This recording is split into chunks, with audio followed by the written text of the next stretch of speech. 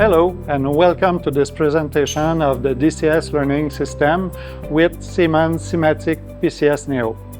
In the next few minutes, I'll introduce you to the main components of the workstation and show you how everything is coordinated in the DCS. I'll also explain two important features of the system, the remote access and the fault insertion capability.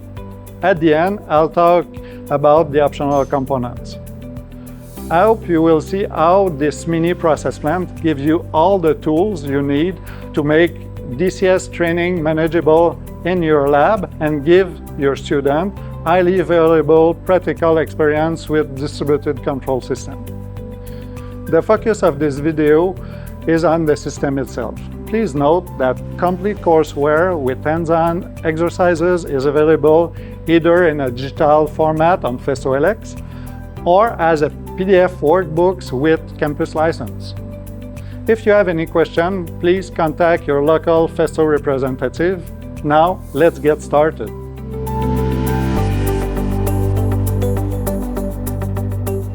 The DCS Learning System includes a reservoir where the pump, we have two pumps. We have one pump pumping the water from that reservoir through the piping that you see here. And we measure the pressure at the outlet of the pump using that pressure transmitter. And we can adjust using a valve, adjust the flow rate manually or create some constraint in the piping. And we can observe the flow rate using the rotameter. Then the flow rate is measured using a magnetic flow meter.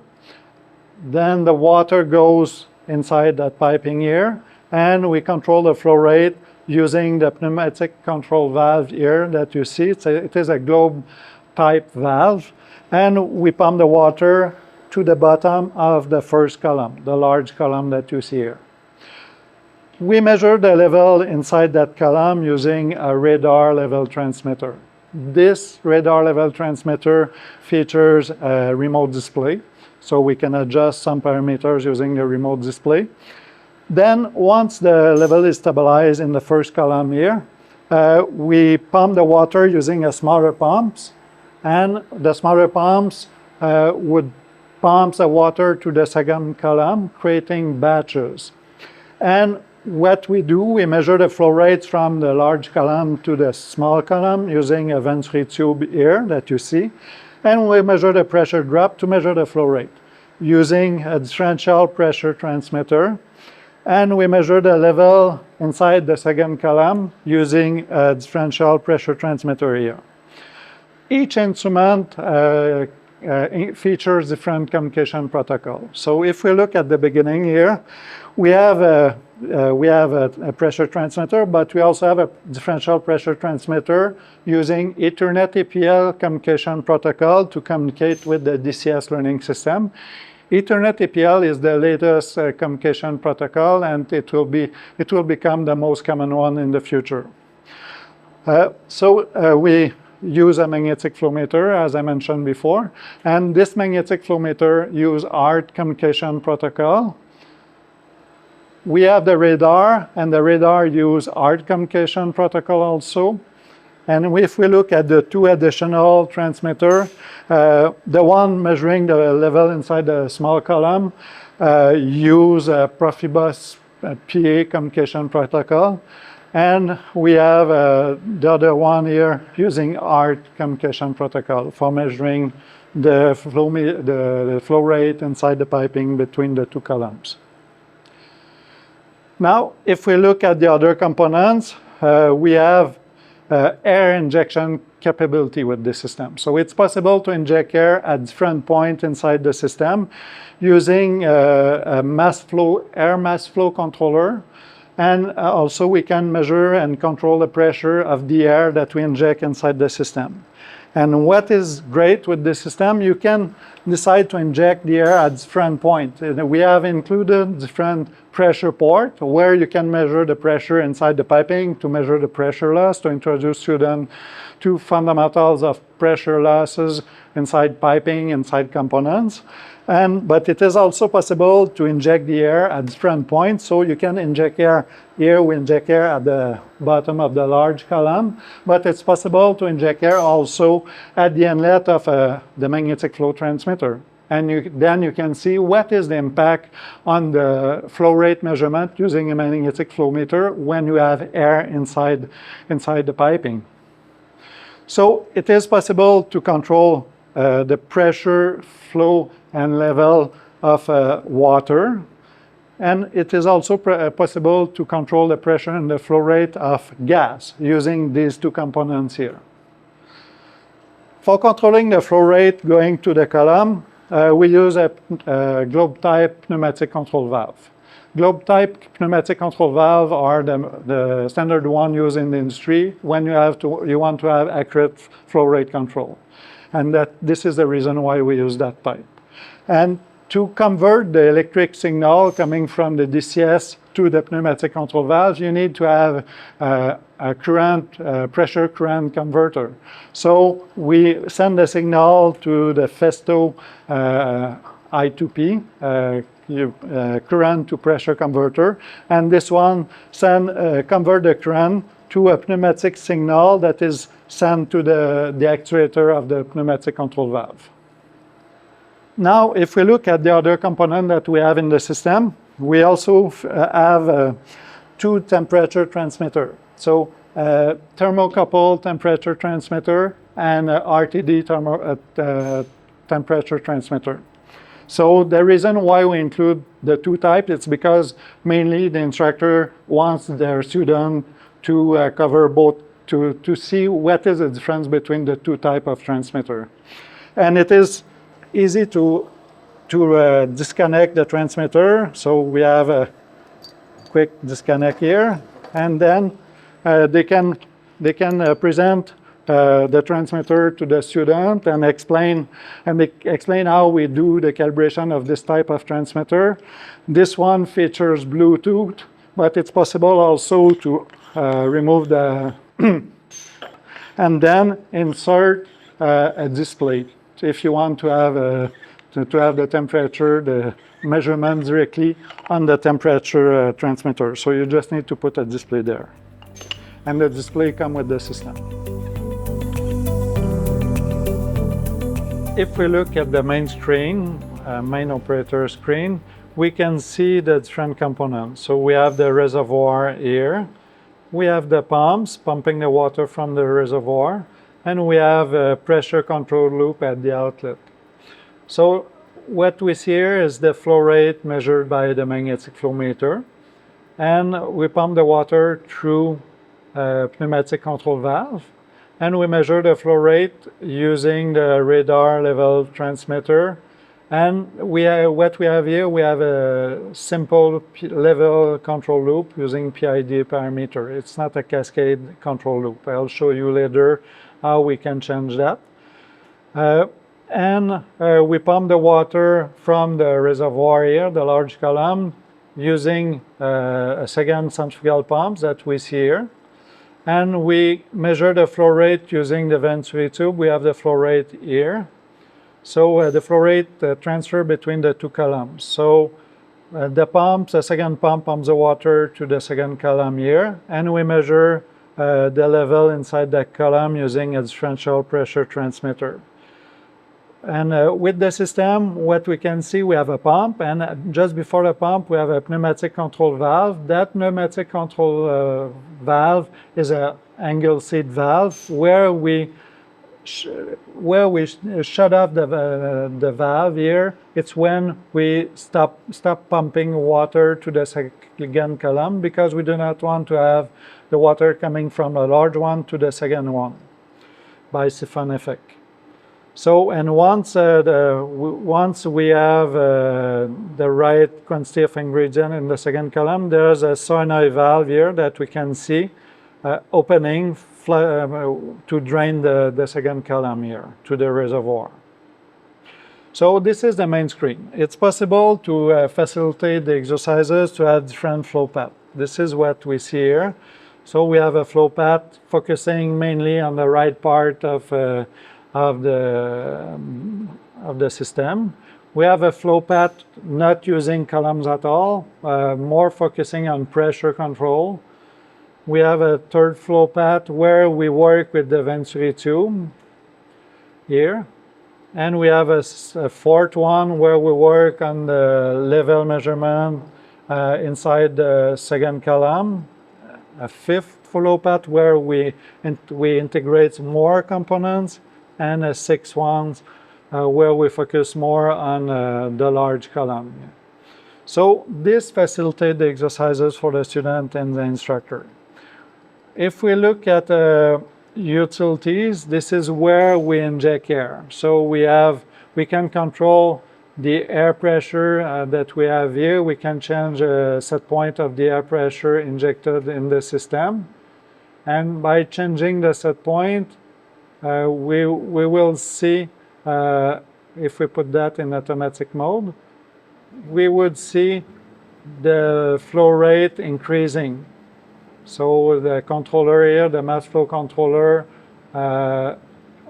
opens to inject more air to reach the pressure set point. At the moment, we have the set point is too high. I will decrease it a bit.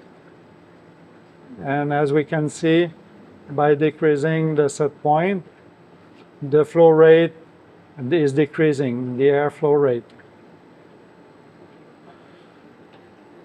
We also have the fault insertion capability. As you can see here, we have different faults that can be inserted.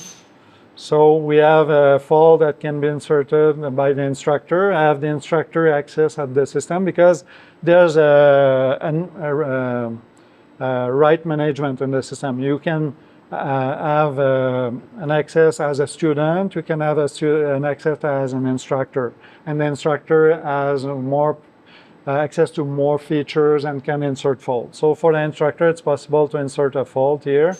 Then that would create a fault on the flow control loop. There's a one for the level control loop, another one for another component, a solenoid valve, one on the drive. So it's possible to reverse the direction of the centrifugal pumps, and by doing so, the student can see what is the impact on the flow rate and the pressure.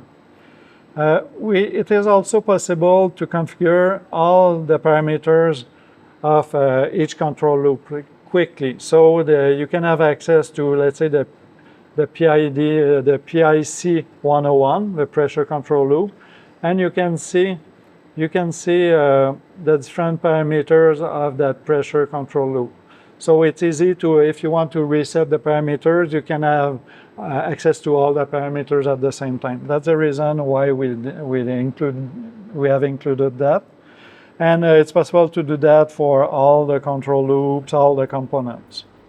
So if we go back to the main screen, we have all the components, and we also have alarm management. So if you go here at the top, you can have access to the alarm. So let's say that I will create a fault on the flow control. So let's set a fault. So you see there's a new alarm here, FIC 101. So I can look at the alarm and see that there's an issue, external error occurred. So it mimics that we have a broken wire. So what I can do, I can acknowledge the alarm, but until the fault is not removed, the alarm will stay there. So I will go back to the fault, remove the fault, then we see the alarm just disappear.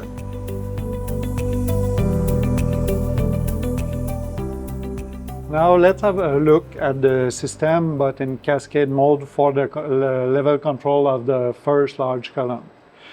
So what we see on the main screen, we see that we have a single loop control with the radar transmitter and controlling the opening of the valve. But it is possible to do cascade control. So we have an experiment, an exercise covering this. So what we do to switch from single loop to cascade control. So we have to go here and select that we want to use the FIC 101, so the flow control loop using the magnetic flow meter. So the set point from the radar will be sent to the flow control loop, and we see the change on the layout of the PNID, and now the system is adjusting the different control loop to be in cascade and to stabilize the level inside the large column. And we see the control loop reacting, we see the pressure control, we see the opening of the valve, and we see the level transmitter. The level is sent to the flow meter, and we see the control loop adjusting in cascade mode. So now let's have a look at the different instruments that we have and how we can configure the instrument. It's possible to configure the instrument using the local buttons, but it is also possible to use the application Smart Blue from Andres Nauser using a cell phone or iPad to configure an instrument. So here I have the list of the instruments that we have on the system that featuring Bluetooth communication. So I can select one radar level transmitter, this one here, and then I can configure the instrument easily using the software. So instead of using the touch button, I use a software, and I can get all the information about the radar transmitter.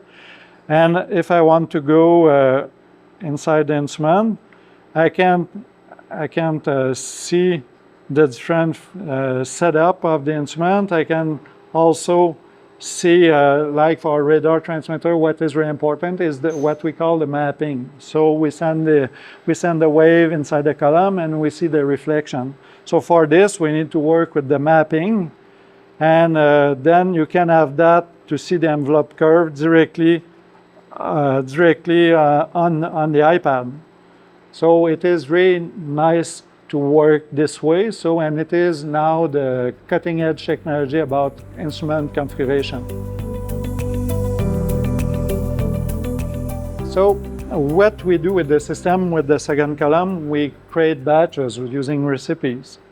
And with the recipes, what we want to do is we want to pump water from the large column to the small column at different levels. So we simulate that we have one ingredient for a certain height, then there's a waiting time, then we pump the water to add the second ingredient, then there's a reaction time. We wait for a certain amount of time to simulate a reaction in a reactor, then we empty the column completely. And once the pump has reached the right level for the ingredient one, we have a pneumatic valve here shutting off.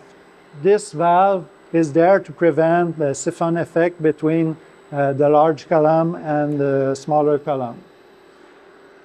Here we see the pump is pumping the second ingredient, and we see that the system, the light is green, not blinking yet, but once the second ingredient will be added completely, so we will see that the light, the valve is shutting off, and we see that the light is blinking at the top of the system. So this is similar to what we find in a real process plant. With the DCS Learning System, we have included many different ball valves to create disturbances with the system. So as you can see, there's a lot of possibilities. What I will do now, I will look at the level in the first column on the screen, then create a disturbance.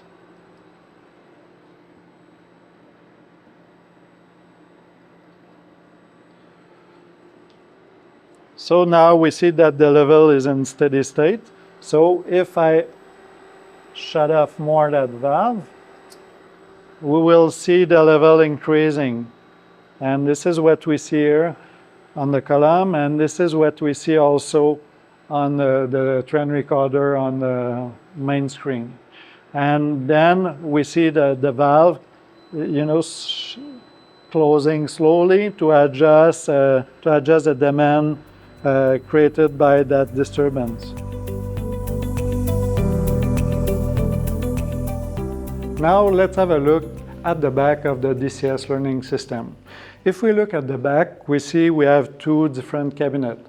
High voltage cabinet, which will not be accessible to the student, and a low voltage cabinet where the student will do some measurements, some probing, troubleshooting. So now let's have a look at the high voltage cabinet. So the components that we find in that section of the equipment are, we have the two variable frequency drives, so converting the single phase current to three-phase current for controlling the speed of the motor. So we use two G120 Siemens drive. And the drive are connected to an Ethernet switch from Siemens, a SCALAN switch, an unmanaged switch. And we connect all the components using that switch, and the system runs using a PC box from Siemens and install a computer, so with a Xeon processor. So all the software used with the system are installed on that software. And it is an industrial software as we would find in a standard plant.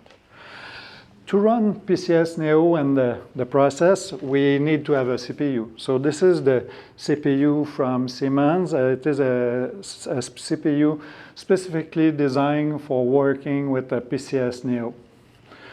If we now have a look on that side, the low voltage cabinet, so we have the remote IOs, where all the instrument using analog signal, 4 to 20 milliamp signal, are connected to. So on this one, we connect the instrument using HART communication protocol. And we also connect the IO-Link pressure sensor. And for the Profibus PA and the Ethernet APL instrument, we use that switch from Purple and Fuke. And so we connect the transmitter to that switch, and this switch communicates through Profinet to the other components. And regarding the mass flow controller for the air, this one uses Modbus and is connected directly to the Ethernet switch from Siemens. With the DCS Learning System, we have optional components that we can offer. So depending on the configuration method selected for the smart devices, the customer might select different devices. So it depends also on the budget. So we offer HART and Profibus PA Bluetooth interface. So this one can be used with device care that comes already installed on the DCS Learning System computer, or Field Expert, which is a tablet configurator, which is optional. We also offer a HART interface that can be used with device care or field care. And we also offer, of course, Field Expert, the SMT70B from Andres Nauser. It is a standard industrial device that is used in the field to configure components. And there's the optional IO-Link Master USB interface that we offer to communicate and configure the IO-Link pressure switch that we offer with the system. And we have different calibration packages. So a calibration package is required with the system, but many instructors already own this kind of calibration packages. So what you see on this table is what we recommend as options. So of course, you need the DCS Learning System, a campus license for the PDF files, and we recommend to have HART Profibus PA Bluetooth interface because it is really convenient to configure the instrument using device care on the computer. And also, we recommend to have the IO-Link Master USB interface from Festo.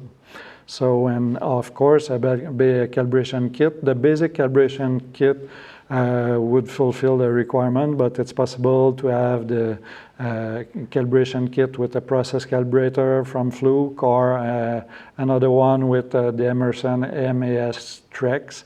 So these are really much more expensive. This is a table that explains which instrument can be configured using what kind of method, and what kind of communication protocol is used. So on the left you see the instrument, and you see the type of measurement that it does: pressure, flow level, temperature. You see a description, the communication protocol, and then at the end you see how you can configure each component. You can use the buttons on the instrument itself, the web server, device care, or a Bluetooth communication using an iPad or a cell phone. With device care, it's possible to do reporting, smart instrument assessment in the plant. So when you have, well, let's say that you have 1,000 instruments in a process plant, you want to know if there's an instrument that could be failing soon. So it is possible to do reporting with device care that we already have installed on the system, and see what would be interesting to get as information about the electronic, about if there's an impulse line of the DP transmitter that is plugged, or this kind of defect that you can find in a process facility. If you want more information, there's a link to a YouTube video at the bottom of the slide.